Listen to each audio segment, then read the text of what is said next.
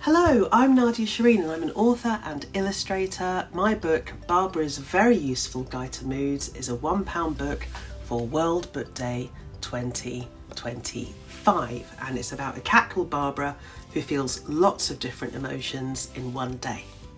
I've made loads of other picture books, including books like Barbara Throws a Wobbler, which is really good to read if you're in a bad mood, and Geoffrey Gets the Jitters, which is really good if you're feeling worried about stuff. My top tip for reading is to feel really cosy and snuggly while you do it. So I like to put on cosy socks, get under a blanket, make sure I have some biscuits nearby, generally feel really relaxed. So the biscuits are really important.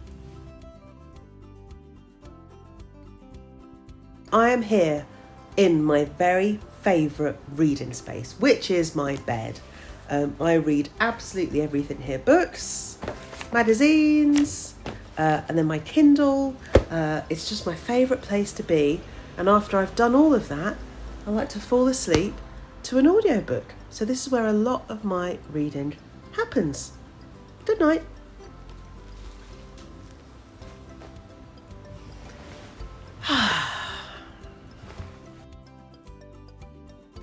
My personal reading challenge this year is to read more non-fiction, so that means kind of more fact books, because basically I want to make my brain get bigger. It's quite small at the moment and it really needs some work, so wish me luck. I'm going to put some information in there and see what comes out. I can recommend Barbara Throws a Wobbler and Geoffrey Gets the Jitters, which are both by me.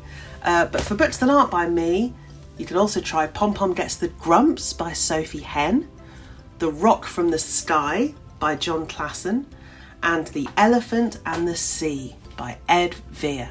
These are some of my very favourite picture books.